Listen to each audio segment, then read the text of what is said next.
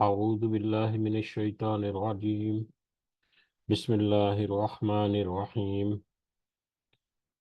رب اشرح لي صدري ويسر لي أمري واحلل عقدة من لساني يفقهوا قولي. رب يسر ولا تعسر وتمم بالخير. اللهم لا سهل إلا ما جعلته سهلا وأنت تجعل الحزن إذا شئت سهلا. اللهم انفعنا بما علمتنا وعلمنا ما ينفعنا وزدنا علما. آمین یا رب العالمین۔ آج ہم انشاءاللہ اللہ کی خاص فضل و کرم سے، اس کی خاص رحمت اور توفیق سے سورۃ التغابن شروع کریں گے اور اس کی آیات کو سمجھنے کی کوشش کریں گے۔ سب سے پہلے ہم اسی کی حمد اور اسی کا شکر اور اسی کی تعریف کرتے ہیں جس نے ہمیں یہ وقت اور یہ مہلت عطا فرمائی، جس نے ہمیں یہ سہولیات، یہ ضروریات، یہ وسائل، رزق، ٹیکنالوجی اور بے شمار انعام و اکرام اور فضل و کرم ہمارے اوپر کیا،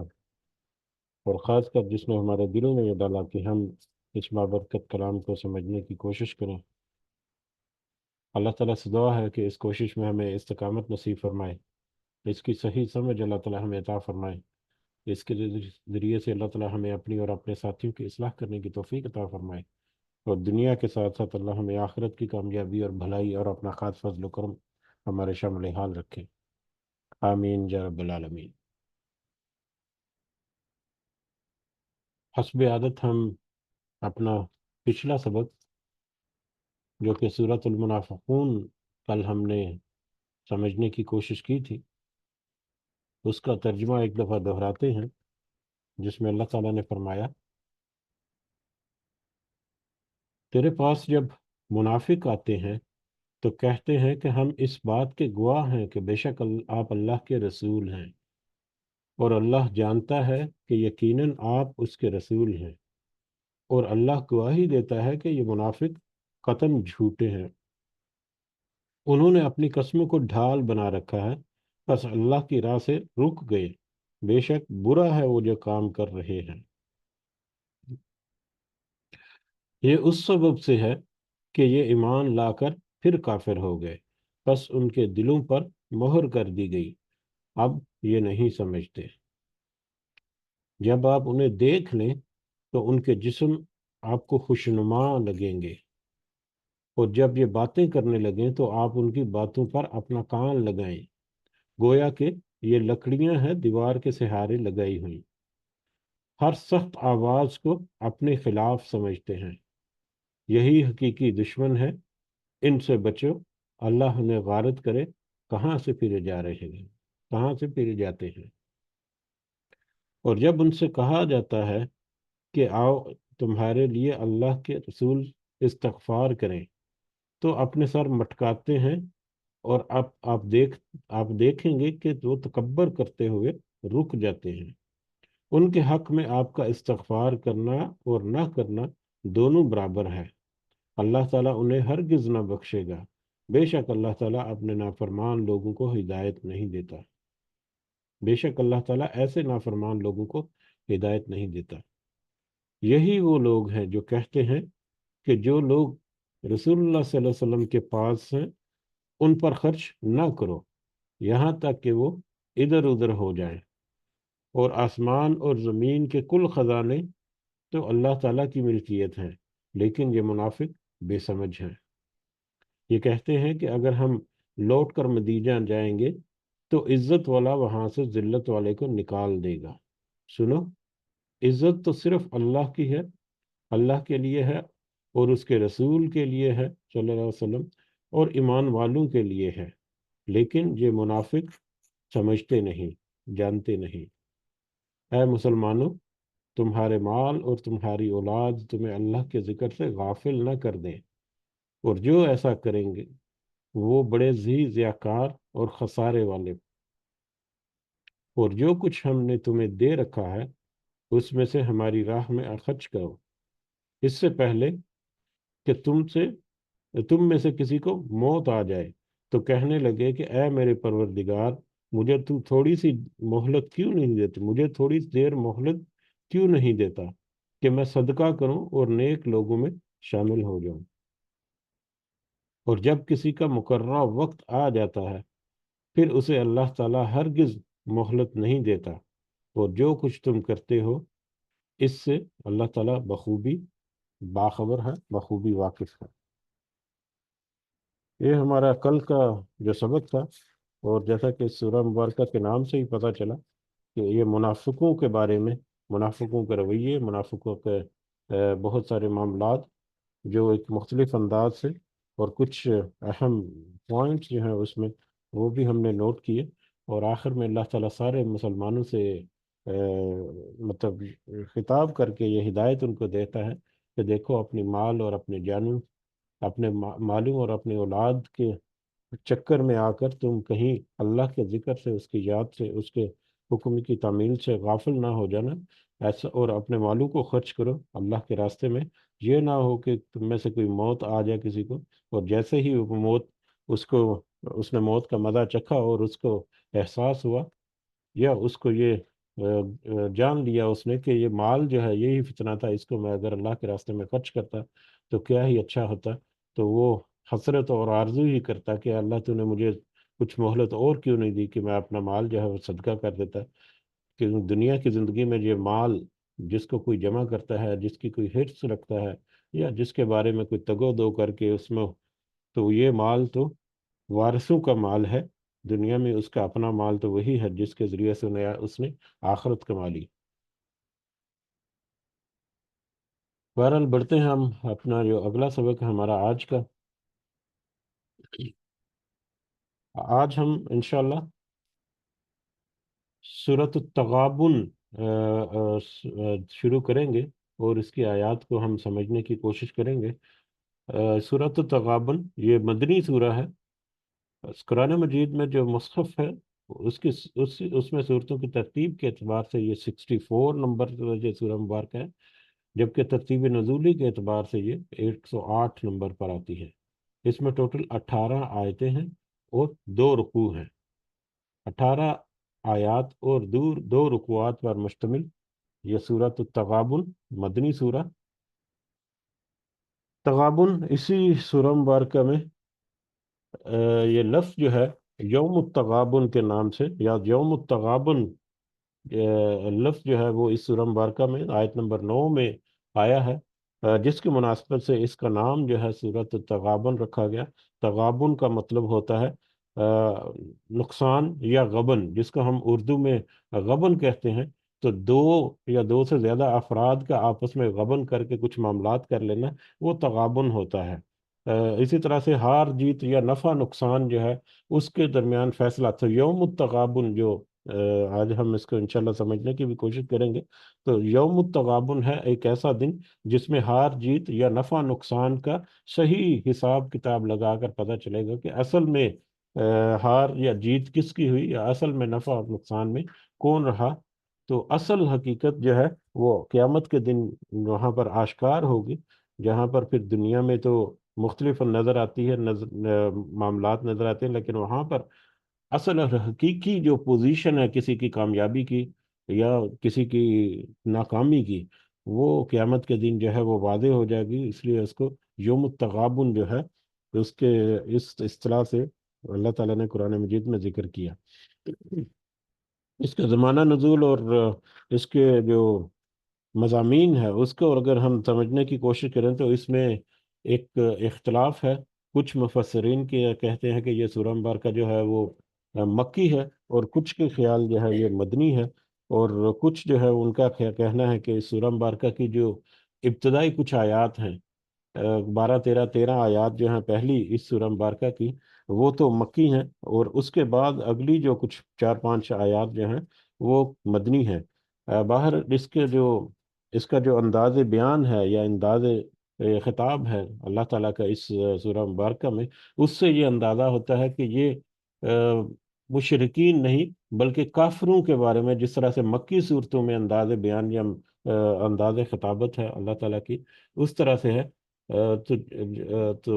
لیکن وہ کافروں کو اور کافر جو ہیں، کفر کرنے والے جو ہیں، اس میں مشرک بھی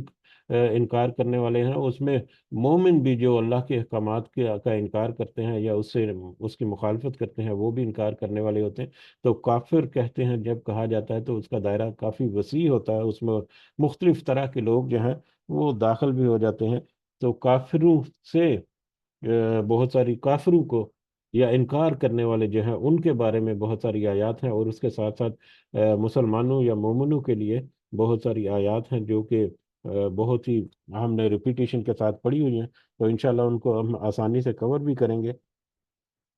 بہرحال اس کے موضوعات اور اس کا انداز بیان، یہ خطاب یہ بتاتا ہے کہ ہو سکتا ہے کہ یہ مکی سورہ ہو یا آخری مکہ کے آخری دور میں یہ سورہ مبارکہ نازل ہو، یا مدینہ کے شروع کے بالکل ہی ابتدائی پیریڈ میں یہ سورہ مبارکہ نازل ہوئی ہو۔ بہرحال اسی طرح سے ایک ملا جلا جو ملی جلی رائے جو ہے وہ مختلف مفسرین ہیں کی ہے اس سورہ مبارکہ کے زمانہ نزول کے بارے میں، اور کیونکہ اس کا زمانہ نزول جو ہے وہ ایگزیکٹلی معلوم نہیں، تو لہٰذا حالات و واقعات جو ہیں وہ بھی اس طرح سے نہیں دیکھے جا سکتے کیا ہیں، لیکن یہ ایک سیدھی سیدھی ہدایت اور رہنمائی ہے، بڑی سادہ سادہ سے الفاظ میں، لیکن بہت جامع آیات کی شکل میں ہدایت اور رہنمائی ہے اللہ تعالیٰ کی طرف سے، کافروں کے لیے، انکار کرنے والوں کے لیے، اور مومنوں اور مسلمانوں کے لیے بھی، اور بہت ہی واضح احکامات بھی ہیں، واضح ہدایت بھی ہے اس میں۔ اور اس میں ہم جب آگے پڑھیں گے تو ایک دو پوائنٹس ہیں اس میں جو جن کی طرف ہم تھوڑا سا تفصیل سے اشارہ کریں گے، باقی جو آیات ہیں وہ ہماری جانی پہچانی ہیں، تو انشاءاللہ اس کو ہم آسانی سے ہم سمجھ بھی لیں گے جب ہم اپنے پچھلے جو سبق ہیں ان کو اپنے ذہن میں رکھ کر چلیں گے، تو انشاءاللہ تو شروع کرتے ہیں اس کے ساتھ ہی آج کا سبق۔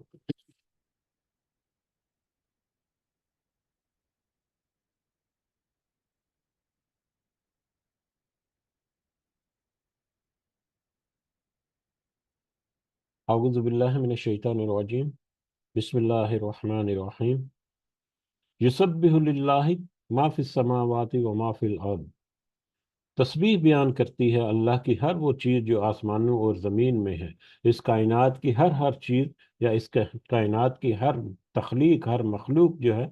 وہ اللہ کی تسبیح اور اس کی حمد اور اس کی بزرگی، بڑائی، پاکیزگی بیان کرتی ہے۔ لہ الملک و لہ الحمد، اسی کی بادشاہی، اسی کی حقیقی بادشاہی اور حقیقی اقتدار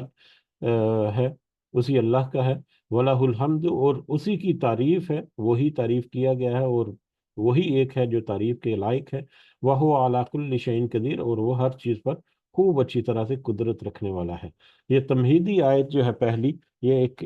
امپورٹنٹ میسج ہے ساری نوع انسانی کے لیے، کہ دیکھو تم انسان جو ہے، جو اللہ کے آگے کھڑے ہو یا اللہ کے سامنے اس تکبر کرتے ہو اور اس کے احکامات کا انکار کرتے ہو، تو تمہارے مقابلے میں تم اس قدر حقیر ہو اس کائنات کے مقابلے میں۔ یہ پوری کی پوری کائنات جس کی وسعتوں کو ہم نے ایک دو دفعہ سمجھنے کی کوشش کی، تو یہ دیکھ لو اور جان لو کہ اس کائنات میں، اس آسمانوں اور زمین میں ہر چیز جو ہے وہ اس اللہ کی تسبیح اور اس کی حمد اور اس کا ذکر اور اس کی تعریف کرتی رہتی ہے، ہر وقت ہمیشہ سے کرتی آ رہی ہے اور ہمیشہ کرتی رہے گی۔ لیکن تم انسان ہی ہے جس نے ایک اختیار اللہ تعالیٰ نے اس کو دے دیا، اور اس کو اشرف المخلوقات کا ایک رتبہ درجہ جو ہے دے دیا، اور اس اختیار کو استعمال کرتے ہوئے وہ اپنی منمانی کرنے پر آ گیا، جس کی وجہ سے پھر اس کی پکڑ بھی ہوگی۔ تو اے لوگو، اے بنی نوع انسان، ذرا اپنے اوقات اور اپنی جو حیثیت اور اپنی طاقت جو ہے اس کو احاطہ کر کے ذرا نظر دوڑائے اس پوری کائنات پر، جو کہ کس قدر وسیع ہے، کہ اس کی ہر چیز جو ہے آسمانوں اور زمین میں وہ اللہ کی تسبیح اور اس کی حمد اور اس کے احکامات کے مطابق ذرا سا چوں چرا نہیں کرتی، اور اپنی زندگی جو ہے وہ گزار رہی ہے۔ یہ تمہید اس لیے ضروری ہے کہ آگے جا کر بہت ساری آیات جو ہیں وہ مطلب اس میں ہم دیکھیں گے کہ انسان کس طرح سے کفر کرتا ہے، یا انسان کے لیے کون کون سی سینسٹیو چیزیں ہیں جس کے بارے میں اس کو کیئرفل رہنا ہے اپنی زندگی گزارتے ہوئے۔ هو الذی خلقکم، وہی ہے جس نے تمہیں پیدا کیا، اے نو انسان، وہی اللہ ہے جو اس پوری جس کی تسبیح اور حمد جو ہے وہ پوری کی پوری کائنات جو کر رہی ہے، اسی نے تمہیں پیدا کیا۔ هو الذی خلقکم فمنکم کافرون، تو پھر تم میں سے کوئی کافر ہے، ومنکم مؤمن، اور تم میں سے کوئی مومن ہے۔ اسی اللہ نے تمہیں تخلیق کیا، لیکن تم میں سے کوئی کافر ہے اور کوئی تو مومن ہے۔ واللہ بما تعملون بصیر، اور اللہ اس کو جو تم کرتے ہو خوب اچھی طرح سے باخبر ہے۔ اللہ نے تمہیں پیدا کیا۔ اب اس آیت میں اس کا جو چھپا پیغام جو ہے وہ ہمیں بہت تفصیل اس کی ملتی ہے، کافی دفعہ وہ تذکرہ ہوا، اس کا زیادہ تفصیل سے نہیں دیکھتے، لیکن اشارتاً ذکر کرتے ہیں کہ اے انسان، اللہ نے تمہیں دین فطرت پیدا کیا۔ اللہ نے تو تمہیں ایک فطرت سلیمہ دے کر پیدا کیا، کہ تم میں پوری پوری صلاحیت موجود ہے کہ تم سوچ سمجھ کر اپنے معاملات جو ہیں ان کو لے کر چلو، اور اپنی بھلائی جس طرف ہے اس کی طرف تم کرو۔ لیکن اس کے ساتھ ساتھ تمہیں اللہ تعالیٰ نے اختیار دے کر پیدا کیا، کہ تمہیں اختیار ہے کہ تم اپنی زندگی کس طرح سے گزارو گے، پھر اس کے ساتھ ہدایت، رہنمائی، نصیحت، ہر طرح کی جو تمہیں چاہیے، جو تمہارے لیے ضروری ہے سیدھے رستے پر چلنے کے لیے، حق اور باطل میں تمیز کرنے کے لیے، وہ اللہ تعالیٰ نے وہ تمہیں ہر چیز جو پہنچا دی۔ تو تمہیں پیدا کرنے سے مراد مادی طور پر بھی تمہارا جسم تخلیق کرنا، اور اس کی ہدایت، رہنمائی جو ہے وہ ساری کی ساری، اور پھر اختیار جو ہے وہ بھی تمہیں دے دیا، لیکن تم اس اختیار کو استعمال کرتے ہوئے فَمِنْكُمْ كَافِرٌ وَمِنْكُمْ مُؤْمِنٌ، تم میں سے کوئی تو ایسا ہے جو کہ انکار کرنے والا ہے، جو کوئی انکار کرتا ہے اللہ کی اس رہنمائی کا، یا اللہ کے اس راستے کا جو اس کو دنیا میں تو کانٹوں میں گزرنا پڑتا ہے، لیکن آخرت میں اس کو ایک ایک مطلب اچھا جو مقام ہے اس کی طرف لے جانے والا ہے، اس کا تم انکار کرتے ہو۔ اور کچھ جو ہے تم میں سے جو ان باتوں کو سمجھ لیتے ہیں، اس نصیحت کو سمجھ لیتے ہیں، تو وہ مومن ہو جاتے ہیں۔ تو مومن اور کافر ہونا وہ تمہارے اپنے اختیار میں ہے۔ اللہ نے تو تمہیں دین فطرت پر پیدا کیا ہے۔ واللہ بما تعملون بصیر، اور اللہ تعالیٰ تو خوب دیکھ رہا ہے کہ تم جو کچھ بھی کرتے ہو، جو تم عمل کرتے ہو، جس نیت اور ارادے سے کرتے ہو، ہر چیز کو اللہ تعالیٰ مانیٹر کر رہا ہے، ہر چیز کی نگرانی کر رہا ہے اللہ تعالیٰ۔ خلق السماوات والارض بالحق،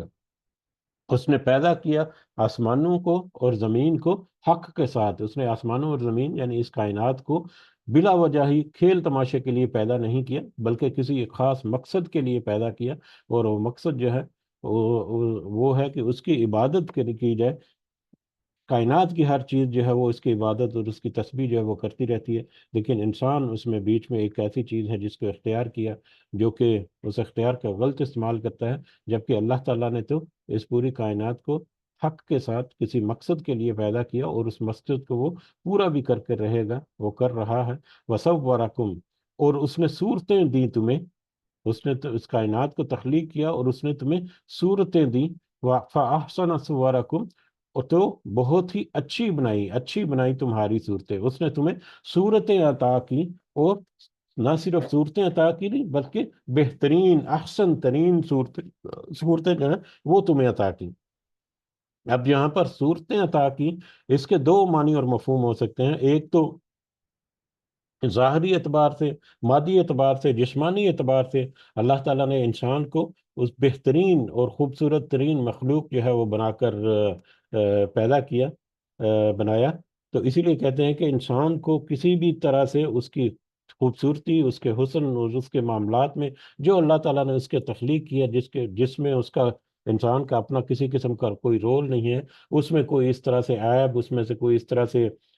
خوبصورتی، بدصورتی، یہ وہ جو ہے وہ نہیں کرنے چاہیے، کیونکہ اس سے اللہ تعالیٰ کی ناراضگی کا باعث ہو سکتا ہے۔ اللہ تعالیٰ نے تو انسان کو بہترین شکل و صورت دے کر پیدا کیا۔ تو ایک تو یہ بہترین شکل و صورت ظاہری بھی ہو سکتی ہے، جسمانی اعتبار سے بھی ہو سکتی ہے، جس طرح سے بھی ہے دوسری، لیکن اس کے علاوہ اس کا جو دوسرا مفہوم ہے کہ اس نے نہ صرف تمہیں سب شکلیں صورتیں عطا کی، بلکہ وہ اچھی شکلیں صورتیں عطا کی۔ تو اس کا ایک دوسرا پہلو جو وہ یہ نکلتا ہے کہ اس نے تمہیں پوری کائنات کی پوری جتنی تخلیق کی، اس نے اس میں اس پوری تخلیق میں تمہیں ایک الگ مقام جو ہے وہ عطا کیا انسان کو، ایک الگ حیثیت یا ایک الگ تخلیق جو ہے یا الگ نظر آنے والی مخلوق جو ہے وہ اس انسان کو بنایا۔ وہ اس وجہ سے کہ ایک تو اس نے تمہیں صلاحیتیں دی، بہت ساری صلاحیتیں دی، بہت ساری سکلز دی، سمجھ بوجھ کی دی، علم اور حکمت عطا کیا، یہ ساری چیزیں۔ اب ان میں سے کچھ چیزیں جو ہیں وہ دوسرے جانداروں کے پاس بھی ہیں، جانوروں کے پاس بھی ہیں، وہ بھی اپنی زندگی اسی طرح سے گزارتے ہیں۔ پودے جو ہیں وہ بھی ایک خاص مطلب راستے پر چلتے ہوئے یا خاص طرز سے عمل کے ساتھ اپنی زندگی گزار لیتے ہیں، لیکن پھر انسان کو اس میں پھر قدرت اور اختیار دیا کہ وہ اس کائنات کی جو چیزیں ہیں ان کے اوپر اپنی دسترس جو ہے وہ لے کر آئے یا ان کو مسخر کر سکے۔ تو انسان کی ایکسٹرا آرڈنری اسکل، باقی جتنی تخلیقات ہیں، مخلوقات ہیں، ان کے مقابلے میں انسان کو ایکسٹرا آرڈنری اسکلز جو ہیں وہ اللہ تعالیٰ نے دی ہیں۔ اور ان ایکسٹرا آرڈنری اسکلز کا سب سے جو بنیادی جو ریزن ہے کہ کیوں انسان کو اللہ تعالیٰ نے وہ ایکسٹرا آرڈنری اسکلز دی، اس کو سمجھ بوجھ اور سوچنے کی طاقت دی، کیونکہ یہ انسان جو ہے اس نے ایک چیلنج قبول کیا اللہ تعالیٰ کا، یا اللہ تعالیٰ کی طرف سے وہ امانت جو ہے وہ اس نے اپنے ذمہ لے لی، جس کو جب اللہ تعالیٰ نے آسمانوں اور زمین اور پہاڑوں پر پیش کیا تو انہوں نے وہ اللہ کے خوف سے پست ہو گئے، ڈر گئے، اور انہوں نے وہ بار یا وہ بوجھ یا وہ جو امانت ہے اللہ تعالیٰ کی وہ لینے سے کترا گئے یا پیچھے ہٹ گئے، لیکن انسان نے اس کو قبول کیا۔ یہی وجہ ہے کہ اللہ تعالیٰ نے پھر وہ ساری سکلز، وہ ساری جو ریکوائرمنٹس جو اس امانت کو پورا کرنے کے لیے چاہیے، اللہ تعالیٰ نے پوری کی پوری عطا کی۔ اب یہ انسان کے اوپر ہے کہ ان سکلز کو وہ اپنی امانت میں امانت داری رکھنے کے لیے استعمال کرتا ہے یا امانت میں خیانت کرنے کے لیے وہ استعمال کرتا ہے۔ تو اس کے بہت سارے مختلف پہلو نکل سکتے ہیں کہ اللہ نے تو آسمان اور زمین حق کے ساتھ پیدا کی، اور انسان کو تو اس نے بہترین صورت جو ہے وہ عطا کی، وہ الیہ المصیر۔ اور دیکھو کہ جو تمہیں امانت عطا کی ہے، جو تمہیں ایکسٹرا آرڈنری سکلز عطا کی ہیں، ان کو کہاں پر کھپانا ہے یہ ذرا دھیان سے کھپانا، کیونکہ وہ الیہ المصیر، ہر ایک کو اسی کی طرف لوٹ کر جانا ہے۔ الٹیمیٹلی تمہیں یہ سارا کچھ لپیٹ لپاٹ کر اپنا اپنا بوریا بستر باندھ کر جو بھی تم نے کمایا ہے اللہ کے حضور پیش ہونا ہے، اللہ کے حضور لوٹ کر جانا ہے، اور وہاں پر سارا پھر حساب کتاب بھی تمہیں دینا پڑے گا۔ یعلم ما فی السماوات والارض، وہ جانتا ہے جو کچھ آسمانوں اور زمین میں ہے، اللہ تعالیٰ خوب اچھی طرح سے جانتا ہے اس کائنات میں ہر چیز کو۔ وَيَعْلَمُ مَا تُسِرُّونَ وَمَا تُعْلِنُونَ، اور وہ ان ساری باتوں کو بھی جانتا ہے، چاہے تم اس کو چھپاتے ہو، چاہے تم اس کو ظاہر کرتے ہو۔ واللہ علیم بذات الصدور، اور اللہ تعالیٰ تو خوب جاننے والا ہے سینوں والی باتوں کو، چاہے تم اپنے سینوں کے اندر چھپا کر رکھو کچھ باتیں، چاہے تم اپنے ان کو ظاہر کر کے رکھو، چاہے تم خالی نیت اور ارادہ رکھو، چاہے اس ارادے کو تم عملی جمع پہناؤ، اللہ تعالیٰ تمہاری ہر بات سے باخبر ہے۔ اس کائنات میں ہونے والے ہر چھپے ہوئے اور ظاہری چیزوں کو وہ خوب اچھی طرح سے جانتا ہے، اور ظاہری چیزوں میں بھی بہت ساری چھپی ہوئی چیزیں، باتیں ہوتی ہیں جن کو وہ اللہ تعالیٰ تو ان کو بھی خوب اچھی طرح سے جاننے والا ہے۔ علم یاتکم نبأ، کیا نہیں آئی تمہارے پاس کوئی خبر، الذین کفروا، ان لوگوں کے بارے میں جنہوں نے کفر کیا، ان کافروں کے بارے میں تمہارے پاس کوئی خبر نہیں آئی؟ کیا تمہارے پاس کوئی خبر نہیں آئی؟ کون سے کافر؟ من قبل، جو اس سے پہلے کے کافر، یعنی تم سے پہلے جو کافر گزر گئے، کیا ان کے بارے میں تمہیں خبریں نہیں پہنچی؟ کیسی خبریں؟ فذاقوا، کہ انہوں نے چکھ لیا، وبال امرہم، اپنے کام کا وبال، جو دنیا میں انہوں نے اپنے کام کیے یا اپنی نافرمانی کی، یہ کام کا وبال یعنی کہ دنیا میں انہوں نے سزا چکھ لی، کہ سزا جو ہے ہمیشہ نافرمانی کی وجہ سے ہوتی ہے، اور کافر جب کہا تو وہ نافرمان ہی یقیناً ہے، تو اس نے دنیا میں اپنے کفر کی سزا یا اپنی نافرمانی کی سزا، اپنے انکار کی سزا انہوں نے دنیا میں چکھ لی۔ وَلَهُمْ عذاب علیم، اور ان کے لیے آخرت میں بھی دردناک عذاب ہے۔ یعنی کیا تمہارے پاس پچھلی قوموں کے واقعات جو ہے وہ نہیں پہنچے؟ تو کس طرح سے ان کے پاس بھی آگے جا کر یہی آیت جو ہے وہ مطلب دوسرا پہلو جو اس کا نظر آتا ہے کہ ان کے پاس بھی اللہ نے رسول، کتابیں اور ہدایت، رہنمائی، ہر وہ چیز اس کے لیے ضروری ہے، اس کو ایکسٹرا آرڈنری اسکل جو دی ہیں ان کی امانت میں کو پورا کرنے کے لیے جو ضروری ہیں وہ ساری دی، لیکن انہوں نے ان رسولوں کا، ان کتابوں کا، ان ہدایت کا، نصیحت کا، اللہ کا انکار کیا، جس کے نتیجے میں انہوں نے دنیا میں اپنے کام کا وبال، یا دنیا میں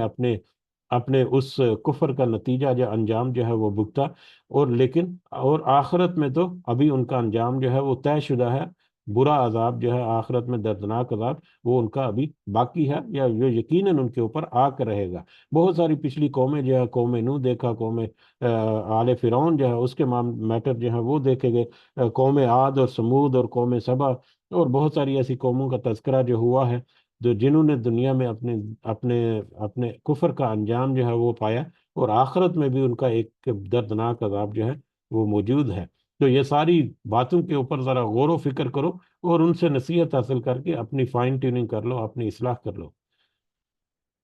ذالک بانہ، یہ اس وجہ سے کہ کانت، کہ وہ تھے،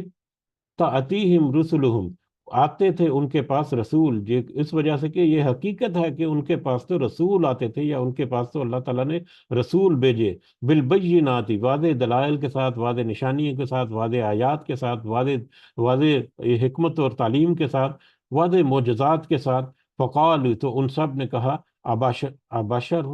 یہدوننا، کیا کوئی انسان ہمیں راہ دکھائیں گے؟ یعنی اس نے انسان کو بحیثیت رسول قبول کرنے سے انکار کر دیا، جس طرح سے نبی کریم صلی اللہ علیہ وسلم کے اوپر وہ مشرکین جو ہے وہ کہتے ہیں کہ کیا ہم میں سے ہی ایک شخص جو ہے وہ جو انسان ہے وہ کھڑا ہو کر ہمیں اب درس دینے لگ جاتا ہے، اور ہم اس کی پیروی کرنا شروع کر دیں؟ تو یہ ان کے تکبر یا ان کی ذات سمجھی کی ایک نشانی۔ تو اس سے پہلے جو لوگ تھے انہوں نے بھی اپنے رسولوں کے ساتھ اسی طرح سے کیا، ایک رسول کو بحیثیت انسان، یا انسان کو بحیثیت رسول جو ہے وہ قبول کرنے سے انکار کر دیا۔ وہ بھی کہتے ہیں ان مکہ کے مشرکوں کی طرح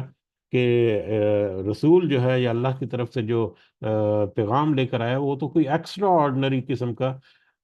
مافوق الفطرت قسم کا کوئی مخلوق ہونی چاہیے، جو انسان سے الگ یا انسان سے مختلف ہو۔ لیکن ان کا یہ عذر جو ہے وہ کسی قدر قابل قبول نہیں، کیونکہ اگر غیر انسان جو ہے وہ آ کر تمہیں ہدایت اور رہنمائی دیتا تو تم کہتے کہ یہ تو انسان ہی نہیں ہے، اس کو کیا پتا کہ انسانوں کے کیا معاملات ہیں یا کیا ان کے مسائل اور مشکلات ہیں، تو یہ تو صرف بہانے بازی کرتے ہیں۔ اس سے پہلے رسول، جیسے کہ اس سے پہلے لوگ جو ہیں اپنے رسولوں کے بارے میں، جیسے کہ یہ مشرکین مکہ کرتے ہیں،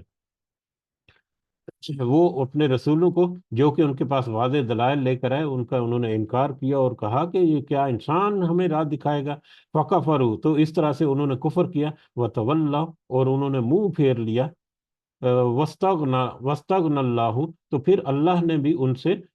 بھی ان سے غنی ہو گیا، اللہ بھی ان سے بے پرواہ ہو گیا۔ جب انہوں نے اس طرح سے اپنے اللہ کے رسولوں کو ٹھکرایا، انکار کیا ان کا، اور ان سے منہ پھیر لیا ان کے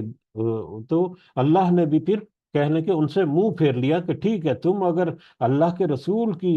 بات نہیں مانتے، اللہ کا پیغام جو ہے اس کو قبول کرنے سے انکار کرتے ہو، تو پھر ٹھیک ہے، اللہ کو بھی اس کی کوئی پرواہ نہیں کہ تم کوئی اس کی عبادت کرو یا نہ کرو، تم اس کے معاملے میں توحید پر آؤ یا نہ آؤ، اللہ کی بڑائی اور بزرگی اور اس کی وحدانیت میں اس سے کوئی فرق نہیں پڑے گا۔ فرق پڑے گا تو وہ صرف تمہارے اپنی آخرت اور تمہارے اپنے انجام میں۔ تو ان کے رویوں کی وجہ سے اللہ نے بھی ان کو کھلی چھٹی دی تھی، ٹھیک ہے، بے پرواہ ہو گیا اللہ بھی۔ واللہ غنی حمید، تو اللہ تو ہے ہی غنی اور بے حد تعریف کیا والا ہے، کوئی تعریف کرے یا نہ کرے، اللہ تو تعریف کیا گیا ہے، تو اللہ کو کسی کی تعریف کی ضرورت نہیں۔ اگر کوئی تعریف کرتا ہے اللہ کی تو وہ اس کے اپنے ہی فائدے کے لیے ہوتی ہے۔ زعم الذین کفروا، گمان کیا ہے ان لوگوں نے جن سب نے کفر کیا، کافروں نے کیا گمان کیا، کس بات کا؟ ان لن یبعثوا، کہ وہ ہرگز نہیں دوبارہ اٹھائے جائیں گے۔ کافروں نے اس بات کا گمان کیا کہ ایک دفعہ اگر ان کی زندگی ختم ہوگی تو دوبارہ وہ نہیں اٹھائے جائیں گے، یعنی اس زندگی کی ایک دفعہ مر گئے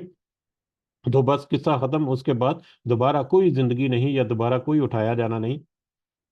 اس کے بارے میں بہت سارے مختلف انداز سے ذکر کرتے رہے کہ کیا واقعی زندہ کیے جائیں گے؟ اگر زندہ کیے جائیں گے تو نبی کریم صلی اللہ علیہ وسلم سے کہتے کہ ٹھیک ہے، ہمارے بزرگوں کو ذرا زندہ کر کے دکھاؤ، وہ تو ہزاروں سالوں سے یہاں پر پڑے ہیں اور ان میں سے تو کوئی زندہ نہیں ہوا ابھی تک۔ بہرحال کافر جو ہیں وہ انہوں نے گمان کیا، یا وہ یہ گمان کرتے ہیں کہ وہ دوبارہ ہرگز نہیں اٹھائے جائیں گے۔ کل، آپ ان سے کہہ دیجئے صلی اللہ علیہ وسلم، بلا، کیوں نہیں، وہ ربی، میرے رب کی قسم، لتبعثن، تم ضرور بالضرور اٹھائے جاؤ گے، دوبارہ زندہ کیے جاؤ گے۔ اپنے رب کی قسم، اپنے رب کی قسم، یعنی نبی کریم صلی اللہ علیہ وسلم سے کہا کہ اپنے رب کی قسم کھا کر ان سے کہہ دیجئے کہ تم ضرور دوبارہ اٹھائے جاؤ گے، دوبارہ زندہ کیے جاؤ گے، ان کے اس بات میں اور زیادہ زور دینے کے لیے کہ تم اس میں دیکھو، غفلت مت برتو، یہ کوئی چھوٹا معاملہ نہیں ہے، یہ کوئی معمولی نہیں ہے، یہ کل کو تمہارے ساتھ واقعہ پیش ہوگا تو پھر تمہاری آنکھیں کھلی کی کھلی رہ جائیں گی، لیکن اس وقت تمہاری مہلت نہیں ہوگی۔ تو رب کی قسم کہ ان سے کہہ دیجئے کہ میرے رب کی قسم تم ضرور دوبارہ اٹھائے جاؤ گے، ثم لتنبؤ سنت ثم لتنبؤن بما عملتم، پھر ضرور بے ضرور تم خبر دیا جاؤ گے اس کی جو تم نے عمل کیے۔ جب تم دوبارہ سے اٹھائے جاؤ گے تو پھر تمہارے سامنے تمہاری زندگی کے سارے کارنامے جو ہیں وہ رکھ دیے جائیں گے ریکارڈڈ فارم میں، پورے ایویڈنسز کے ساتھ۔ وذالک اللہ یسیر، اور یہ اللہ پر تو بہت آسان ہے۔ وہ اللہ جس نے پوری حکمت کے ساتھ اور پورے تدبر کے ساتھ یہ پوری کائنات تخلیق کی، اس لیے کہ اس کے لیے یہ بہت آسان ہے کہ وہ ایک چھوٹی سی زمین کے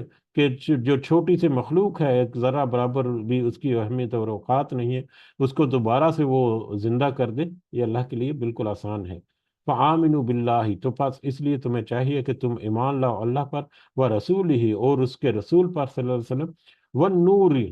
اور اس کے نور پر۔ اور اللہ کا نور کیا ہے؟ اللہ کا نور جو ہے یہ نور ہدایت یا یہ قرآن ہے، اس کے اوپر ہے کہ تمہیں چاہیے کہ تم اللہ پر اور اس کے رسول صلی اللہ علیہ وسلم پر اور اس نور پر یعنی اس کتاب پر ایمان لے کر آؤ، اللہ زی انزلنا، جس کو ہم نے نازل کیا ہے، یہ رسول اور یہ کتاب جس کو ہم نے نازل کیا، تمہیں چاہیے کہ اس پر ایمان لے کر آؤ۔ واللہ بما تعملون خبیر، اور اللہ تعالیٰ اس سے جو تم کرتے ہو خوب باخبر ہے۔ تو لہٰذا تمہیں چاہیے کہ تم ایسی باتوں میں پڑھنے کی بجائے وہ اللہ جس کو تم مانتے ہو کہ اسی نے پوری کائنات تخلیق کی ہے، اس کی بات کا اقرار کرو، اس کے بات کی طرف آؤ، اور اپنا ایمان لے کر آؤ اللہ پر بھی اور اس کے رسول صلی اللہ علیہ وسلم پہ بھی، اور اس کی آیات یا قرآن جو ہے وہ نور جو ہے اس پر بھی، تاکہ تم آخرت میں کامیاب ہو سکو، کیونکہ اللہ تعالیٰ تمہارے ہر کام سے پوری طرح سے باخبر ہے۔ یوم یجمعکم، جس دن وہ جمع کرے گا، لیوم الجمع، جمع ہونے کے دن۔ یوم الجمع جو ہے یہ بھی جمع ہونے کا دن، یہ بھی قیامت کے دن کے لیے استعمال ہوا ہے کہ وہ قیامت کا دن، وہ جمع کیے جانے کا دن، جس دن وہ تم سب کو جمع کرے گا۔ ذالک یوم التغابن، وہ دن تو ہوگا در حقیقت یوم التغابن، وہ دن تو یوم التغابن ہوگا۔ یہ یوم التغابن یہی اسی سے سورہ مبارکہ کا نام جو ہے وہ بھی رکھا گیا۔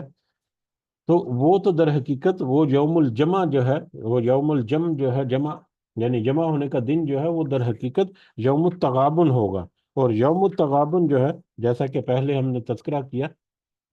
کہ اس کا معنی جو ہے وہ غبن ہے یا نقصان ہے یا ہار جیت یا نفع نقصان ہے۔ تو اس یوم التغابن جو ہے وہ اس کو کیوں کہا گیا؟ قیامت کے بارے میں مختلف طرح کے نام جو ہیں وہ اللہ تعالیٰ نے عذاب مطلب قرآن مجید میں آئے ہیں، جیسا کہ ایک یہ نام ابھی پیچھے ہی گزرا ہے، یوم الجم کہ جمع ہونے کا دن، ٹھیک ہے، قریب لگا جن دن ہے وہ بھی ہے، حساب کتاب کا دن بھی ہے، سارے مختلف نام ہیں۔ تو یوم التغابن جو ہے اس کی بڑی ایک خاص ایک وجہ ہے، یا ایک خاص اس کی ایک مطلب اس میں پیغام ہے۔ تغابن جو ہے وہ غبن سے نکلا ہے، اور غبن اردو میں بھی جو ہم استعمال کرتے ہیں یہ لفظ جو ہے غبن کا مطلب ہے کہ ایک دوسرے کو ڈھکے چھپے الفاظ میں کسی انداز میں کسی کے ساتھ غبن کر کے کسی کے ساتھ دھوکہ کر دینا یا کسی کو نقصان کر دینا، ٹھیک ہے۔ زیادہ تفصیل میں نہیں جاتے، مختصر سمجھنے کی کوشش کرتے ہیں کہ ڈھکے چھپے الفاظ میں، چھپے انداز میں کسی کو غبن کر کے دھوکہ دہی جو ہے وہ بھی تقریباً اسی طرح کا معنی اور مفہوم ہے، جو کہ چھپ چھپا کر کیا جاتا ہے۔ اب غبن کے نتیجے میں کسی کو نقصان پہنچایا جاتا ہے، چاہے اس کو پتہ چلے یا نہ پتہ چلے۔ یہ کرپشن وغیرہ جو ہیں یہ بھی غبن کر کے پیسہ جو ہے لوٹا جاتا ہے کہ عام عوام جس کا وہ حق ہے اس کو تو پتہ بھی نہیں ہوتا کہ ہمارا حق کتنا ہے اور ہمارے حق پر کس حد تک ڈاکہ مار دیا گیا۔ تو اس طرح سے غبن جو ہے ایک عام معنی اور مفہوم جو ہے اس کو اگر ہم ذہن میں رکھیں تو اس سے جب تغابن بنتا ہے، لفظ تغابن، تو تغابن کا مطلب ہے کہ غبن کے نتیجے میں ایک شخص نے کوئی فائدہ حاصل کیا جبکہ دوسرے کچھ شخص نے کچھ نقصان اٹھایا۔ دو افراد، غبن جو ہے وہ تو ایک فرد کرتا ہے یا انفرادی حیثیت اس کی جو ہے معلوم ہوتی ہے، لیکن تغابن جو ہے اس میں دونوں افراد جو ہے وہ ان کی شمولیت ہے، یا دونوں افراد جو ہیں یا دو سے زیادہ افراد جو ہیں ان کا اظہار ہوتا ہے کہ ایک نے تو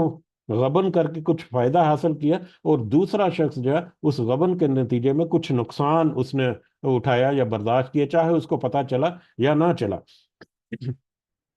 اب دنیا کی زندگی میں تو یہ غبن جو ہے وہ اس کا اتنا پتہ نہیں چلتا، کبھی پتہ چل گیا کبھی نہیں پتہ چلا، کس کو کیا ملا،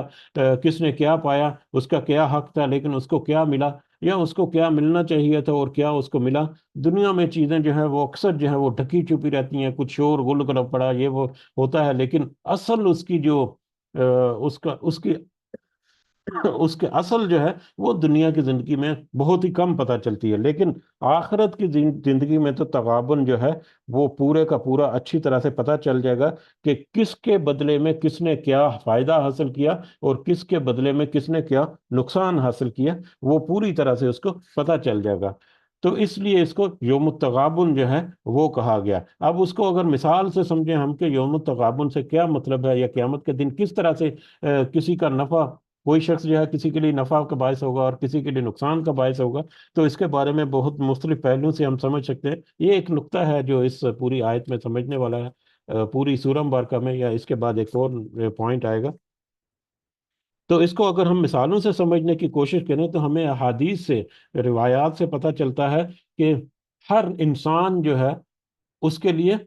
دو مقام ہے آخرت میں، ایک مقام اس کا جنت میں ہے، ایک اس کا مقام دوزخ میں ہے۔ دنیا کی زندگی میں، دنیا میں جتنے انسان ہیں، ہر انسان کا ہر انسان کا آخرت میں اس کے دو مقام ہے، یہ دو ٹھکانے ہیں اس کے، ایک ٹھکانہ اس کا جنت میں ہے اور ایک ٹھکانہ اس کا دوزخ میں ہے۔ اب دنیا میں جو اعمال اس نے کیے، اس دنیا کے اعمال کے نتیجے میں پھر اللہ تعالیٰ اپنا خاص فضل و کرم اس میں شامل کرے گا اس کے اجر کے ساتھ۔ تو اگر اس کو جنت مل گئی، جنت اس نے حاصل کر دی، تو جنت میں جب جائے گا تو اس کا دوزخ کا مقام جو اس کے اگر وہ نافرمانی کر کے دوزخ میں جانے والا ہوتا تو دوزخ میں اس کے نام سے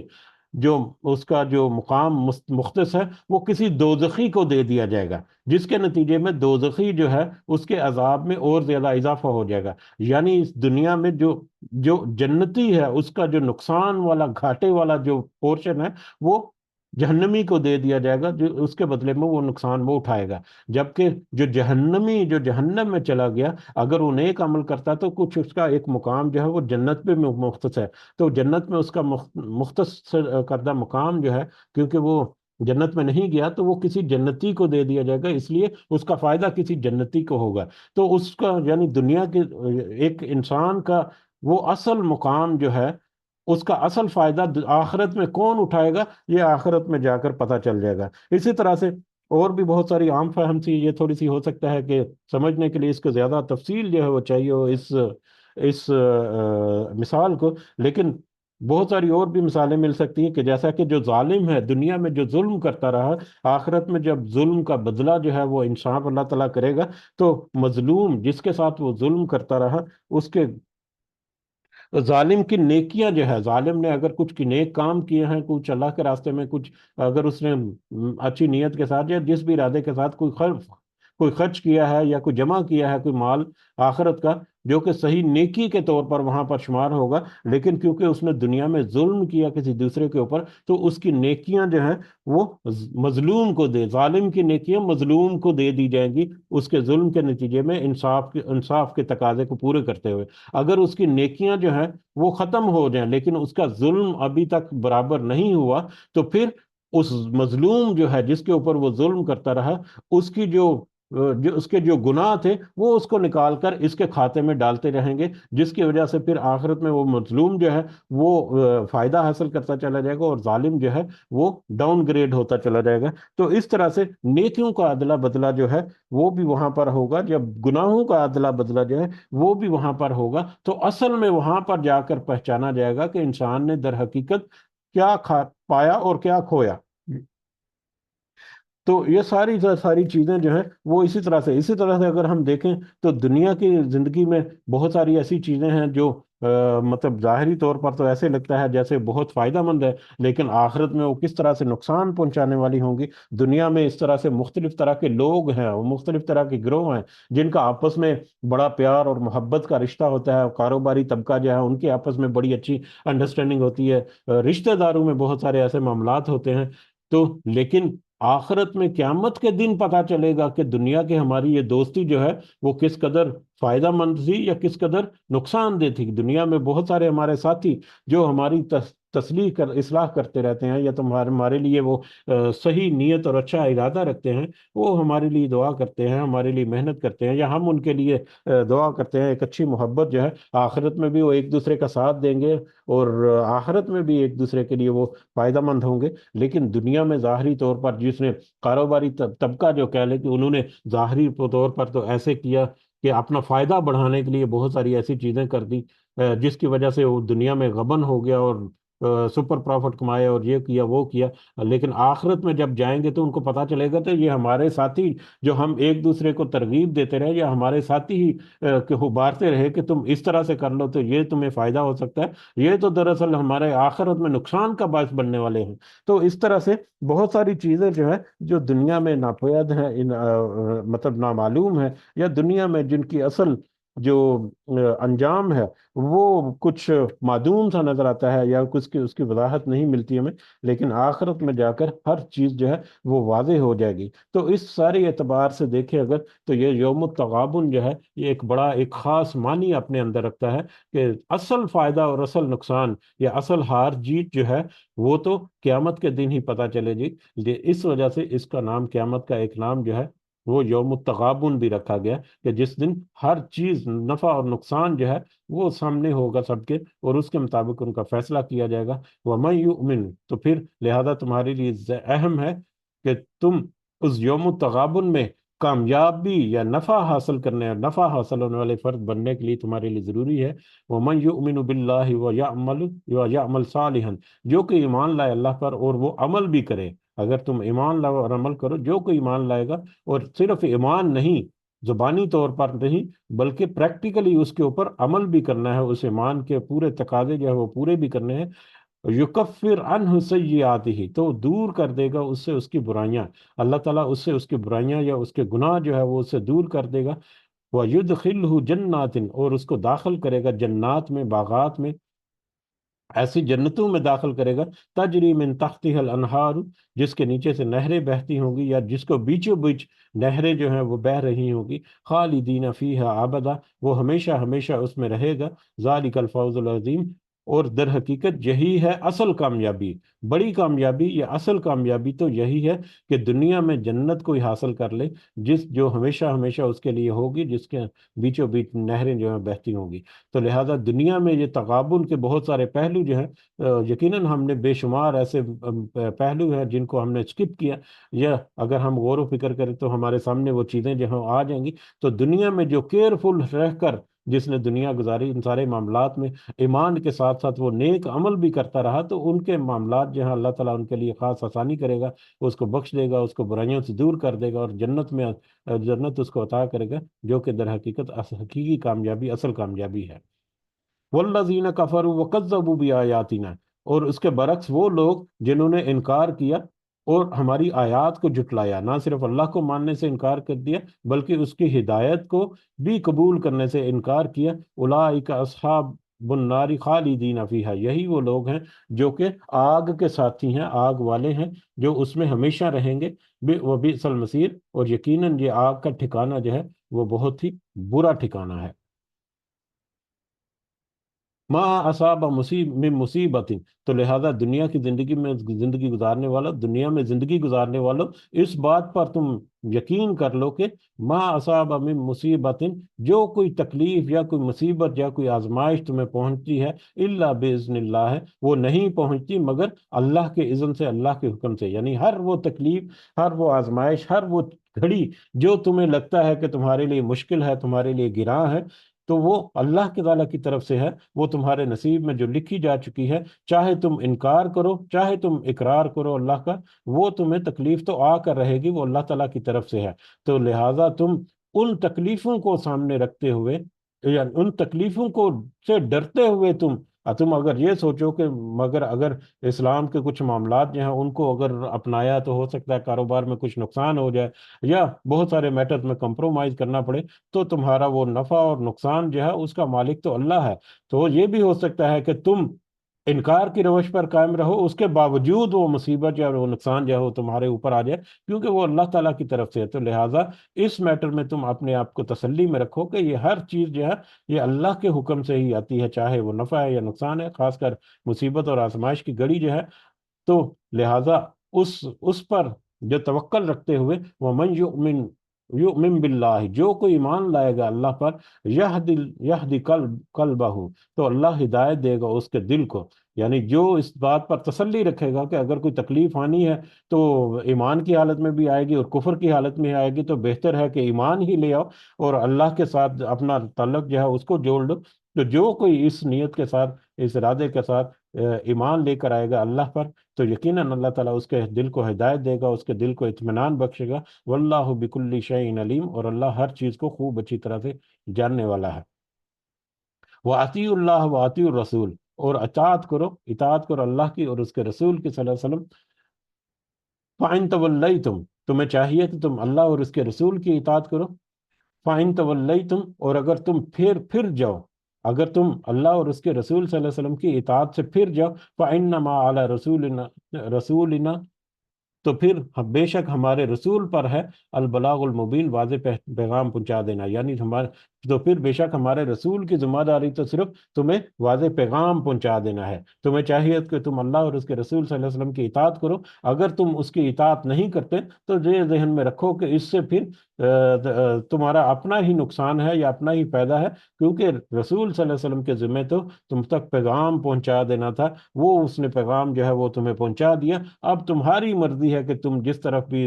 اپنی روش جو ہے اختیار کرو، اور اس روش کے مطابق تم اپنا انجام جو ہے وہ خود بھگتو گے، اس میں رسول جو ہے صلی اللہ علیہ وسلم یا کوئی بھی تمہیں پیغام پہنچانے والا جو ہے وہ اس کا نتیجہ نہیں بھگتے گا، تمہیں اپنا ہی معاملہ بھگتنا پڑے گا۔ تو یعنی رسول صلی اللہ علیہ وسلم کے ذمہ پیغام پہنچانا تھا، انہوں نے اپنی ذمہ داری پوری کر دی، اب یہ تمہارے اوپر ہے کہ تم کس طرح سے اپنا انجام جو ہے وہ دیکھنا چاہتے ہو، تو تمہارے لیے بہتر یہی ہے کہ تم اللہ اور اس کے رسول صلی اللہ علیہ وسلم کی اطاعت کرو، اس کے حکموں کو مانو۔ اللہ لا الہ الا ہو، اللہ تو وہی ہے جو کہ حقیقی اور سچا معبود ہے۔ وعلی اللہ فلیتوکل، اور اللہ پر ہی پس چاہیے کہ بھروسہ کرے المؤمنون، ایمان لانے والے، تو جو بھی ایمان والا ہے اس کو چاہیے کہ وہ ہمیشہ اللہ پر توکل کرے، ہمیشہ اللہ پر بھروسہ کرے، اور ہمیشہ اللہ ہی سے امیدہ وابستہ رکھے، کیونکہ وہی ہے جو نفع بھی دے سکتا ہے، اور وہی ہے جس کے ہاتھ میں نقصان بھی ہے، آزمائش بھی ہے اور آسودگی بھی ہے۔ یا ایھا الذین آمنو، اے لوگو جو ایمان لائے ہو، ان من ازواجکم و اولادکم، بے شک تمہاری بیویوں اور تمہاری اولاد میں، عدوًا، کچھ تو تمہارے دشمن ہے، لکم، تمہارے لیے، فاحذروہم، تو تمہیں چاہیے کہ تم ہوشیار رہو ان سے۔ اے ایمان والو، بلا شبہ تمہاری بیویوں اور تمہاری اولادوں میں سے کچھ تو تمہارے دشمن ہے، تو تمہیں چاہیے کہ تم ان سے ہوشیار رہو۔ اب یہ دوسرا پوائنٹ ہے جو اہم ہے، جو یہاں پر ہمارے سمجھنے کا ہے، اس کو بھی اگر ہم مختصر انداز میں ہم سمجھنے کی کوشش کریں، اولاد اور مال کے فتنے کے بارے میں تو بہت دفعہ آیات گزر چکی ہیں اور وہ ہماری جانی پہچانی بھی ہیں، لیکن یہ تقریباً وہی موضوع ہے، لیکن ایک الگ انداز سے اللہ تعالیٰ نے یہاں پر تذکرہ کیا۔ اس کے بیک اپ میں کچھ مثالیں جو ہیں یا کچھ واقعات جو ہیں وہ بھی ہمیں ملے جلے نظر آتے ہیں، جو کہ ہجرت مدینہ کی طرف سے ہوئے یا مسلمانوں کے اسلام قبول کرنے کے معاملات پر ہوئے، جیسا کہ کچھ واقعات میں جب ہجرت کا حکم دیا گیا اللہ تعالیٰ کی طرف سے، تو کچھ مسلمان ایسے تھے جو اپنے بیوی بچوں کی وجہ سے ہجرت نہ کر سکے، بیوی بچے جو ہے وہ ان کے آڑے آ گئے، یا کچھ معاملات ان کے ہوئے جس کی وجہ سے وہ ہجرت نہ کر سکے، لیکن بعد میں جب ان کو پتہ چلا کہ مطلب آگے اسی آیت کا اگلا حصہ بھی ہے کہ وَإِن تَعْفُوا وَتَصْفَحُوا وَتَغْفِرُوا، کہ اگر تم ان کو سب کو معاف کر دو اور ان کو درگزر کر دو اور ان کو بخش دو، تو پھر فَإِنَّ اللَّهَ غَفُورٌ رَحِيمٌ، تو اللہ بھی تمہارے لیے بڑا بخشنے والا اور مہربان ہے۔ تو ہجرت کی، لیکن اپنی فیملی، اپنے خاندان، اپنی بیوی بچوں یا دیگر معاملات کی وجہ سے وہ کچھ لوگ جو ہے وہ ہجرت نہ کر سکے، لیکن بعد میں ان کو جا کر اندازہ ہوا کہ ایک تو جنہوں نے ہجرت کی اس کا مقام اور مرتبہ جو ہے وہ کس قدر بلند ٹھہرا، یا دوسرا ایمان کے میٹر میں وہ کس قدر آگے نکل گئے ان لوگوں سے، یا کس قدر مضبوط ہو گئے، تو کل بعد میں جا کر جب ان کو احساس ہوا تو ان کو محسوس ہونا شروع ہو گیا کہ یہ ہمارے بیوی بچے جو ہیں جن کی وجہ سے ہم نے یہ سفر کیا، تو در حقیقت ان کی وجہ سے ہم یہ نقصان میں یا گھاٹے میں ہوئے، تو وہ ان کے ساتھ وہ اس طرح سے سختی اور ناراضگی والے معاملات جو ہیں وہ ان کے ہو گئے۔ تو اللہ تعالیٰ نے کہا کہ اگر تمہارے ساتھ کوئی اس طرح کا معاملہ پیش آیا تو دیکھو تم ان کے ساتھ درگزر کرو، اللہ بھی تمہیں درگزر کرے گا۔ اب جو ہونا تھا ہو چکا، لہذا تم اس ایسے معاملات کو صلح صفائی کے ساتھ جو ہے وہ ذکر کرو، اور آئندہ کے لیے اپنی بہتری جو ہے اس کو تلاش کرو۔ اسی طرح سے بہت سارے معاملات ایسے بھی ہوئے کہ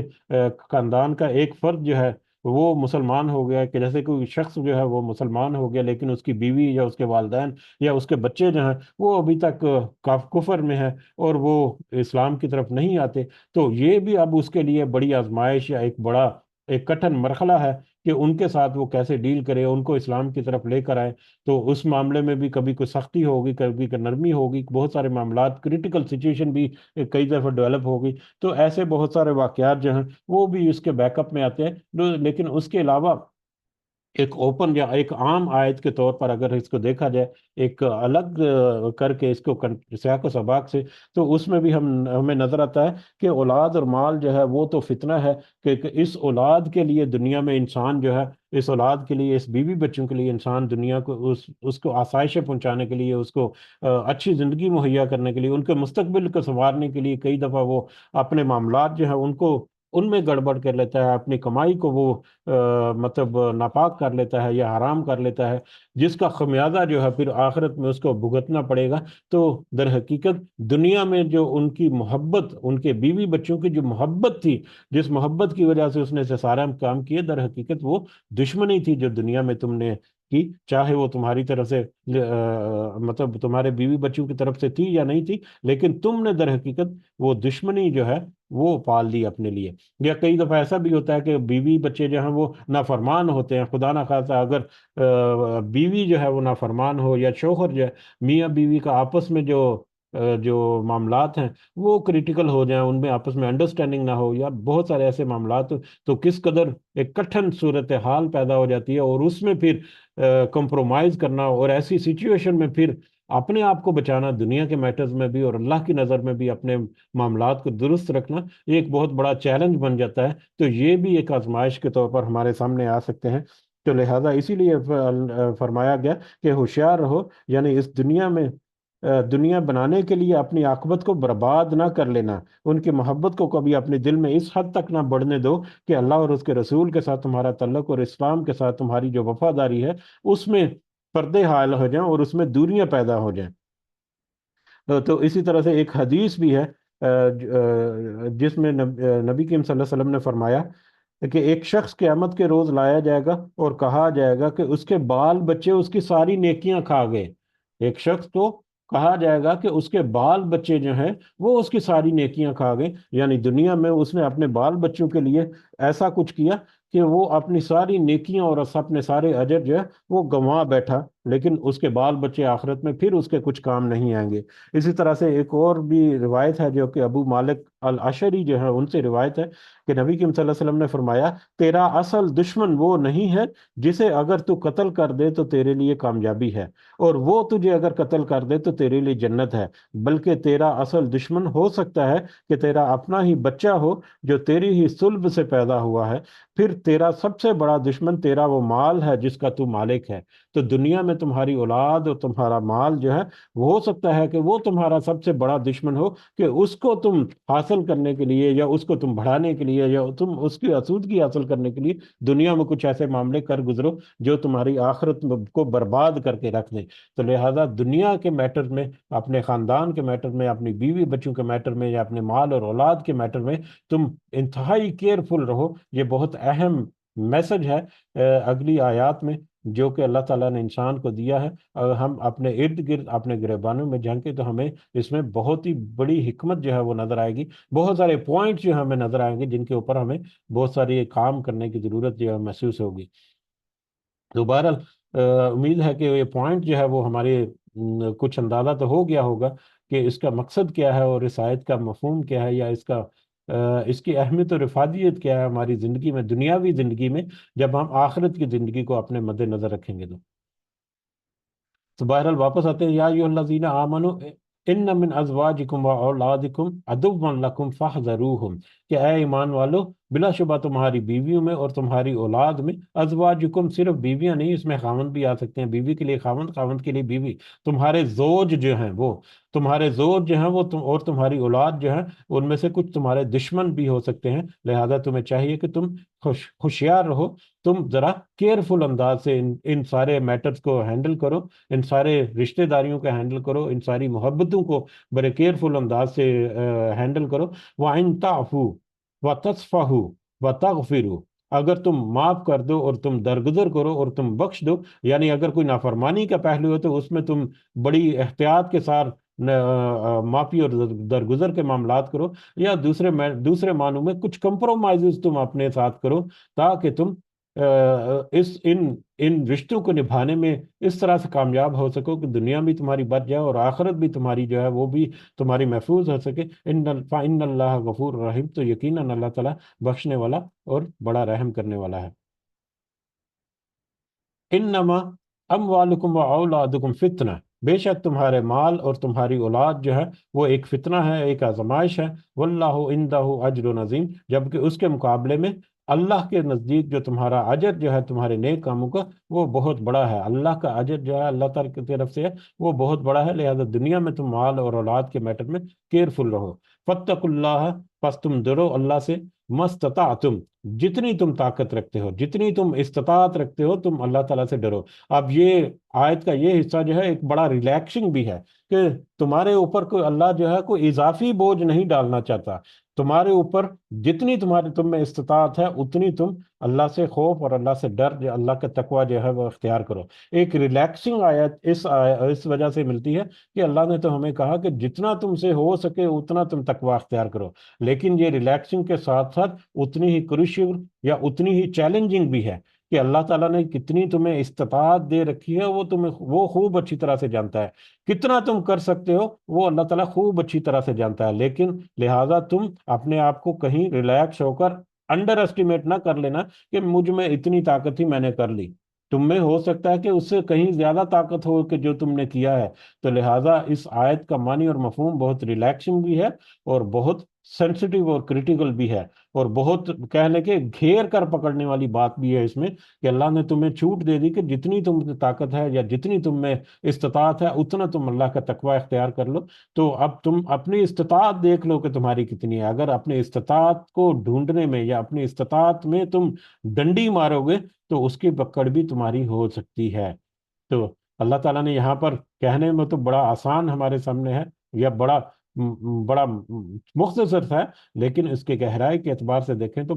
بڑی وسیع اس کا معنی اور مفہوم نکلتا ہے۔ وَاسْمَعُوا اور تم سنو، وَأَطِیعُوا اور تم حکم مانو، وَأَنفِقُوا خَيْرًا لِأَنفُسِكُمْ اور تم خرچ کرو جو تو یہی بہتر ہے تمہارے نفسوں کے لیے۔ پر تم اللہ کا تقوی اختیار کرو جتنی تم میں استطاعت ہے، اور اسی کی بات یا اس کے حکموں کو اس کو سنو اور اس کے حکموں کو مانو، اور اللہ کے راستے میں خرچ کرو۔ اب یہ خرچ کرنا جو ہے وہ مال بھی ہو سکتا ہے، اور باقی جو اللہ تعالیٰ نے جو استطاعت دے رکھی ہے وہ بھی اللہ تعالیٰ کی طاقت جو سکل جو ہے دے رکھی ہیں وہ اللہ کے راستے میں خرچ کرو۔ خیرًا لِأَنفُسِكُمْ تو یہی بہتر ہوگا تمہارے نفسوں کے لیے۔ وَمَن يُوقَ شُحَّ نَفْسِهِ اور جس نے اپنے نفس کو شخ سے بچا لیا، یعنی اپنے نفس کو بخل سے، کنجوسی سے بچا لیا، دل کی تنگی سے بچا لیا، دل کو تنگ کرنے سے جس نے اپنے آپ کو بچا لیا، وَأُولَٰئِکَ هُمُ الْمُفْلِحُونَ تو در حقیقت وہی لوگ ہیں جو کامیاب ہیں، یعنی جس نے کھلا خرچ کیا اللہ کے راستے میں، چاہے وہ مال کی شکل میں ہے، چاہے اس کی صحت کی شکل میں ہے، چاہے اس کے وقت کی شکل میں ہے، چاہے دوسرے کسی بھی میٹر میں ہے، تو جس نے دل کو کھول کر اللہ کے راستے میں خرچ کیا وہ تو کامیاب ہو گیا۔ لیکن جو شخ نفس میں پڑ گیا، دل کی تنگی میں پڑ گیا، جو کنجوسی اور بخل میں پڑ گیا، اور کنجوسی اور بخل میں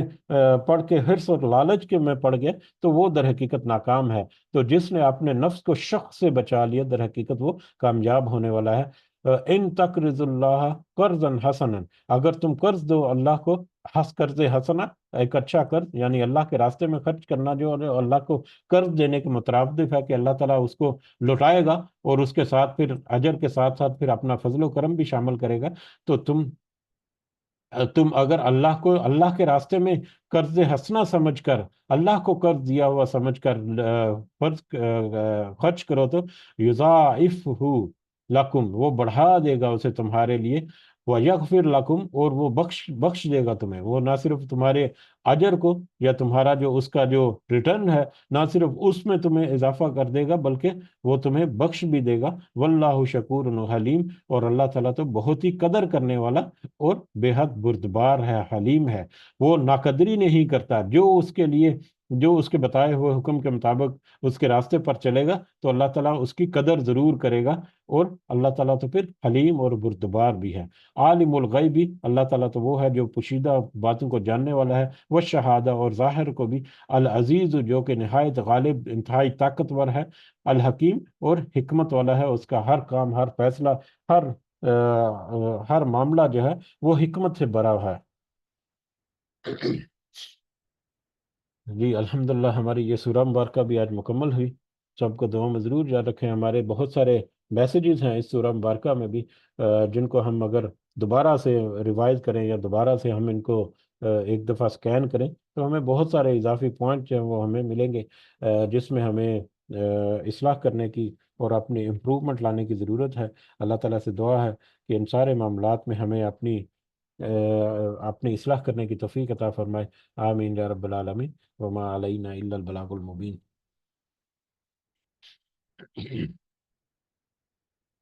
جی اگر کچھ اضافہ آپ کرنا چاہیں تو آپ کر سکتے ہیں، جزاکم اللہ خیر کثیرہ۔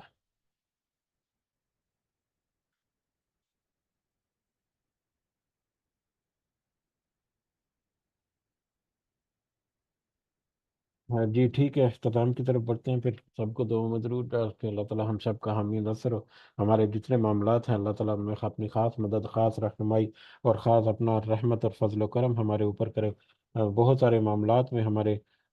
جو جو پریشانیاں ہیں، جو مسائل ہیں، مصائب ہیں، مشکلات ہیں، آزمائشیں ہیں، اللہ تعالیٰ ان میں اپنی خاص آسانیاں ہمیں عطا فرمائے۔ ہماری اولاد اور ہمارے مال کے میٹر میں جو ہمارے اوپر آزمائش ہے، اللہ تعالیٰ اس کی صحیح فہم اور صحیح سمجھ جو ہے وہ ہمیں عطا فرمائے، جیسا کہ آج کی آیات میں بھی ہمیں اندازہ ہوتا ہے، اور پھر ان کو پھر احسن طریقے سے ہمیں نبھانے کی بھی اللہ تعالیٰ توفیق اور ہمت دے اور سمجھ دے، کہ ہم ان سارے معاملات کو دنیا میں اس طرح سے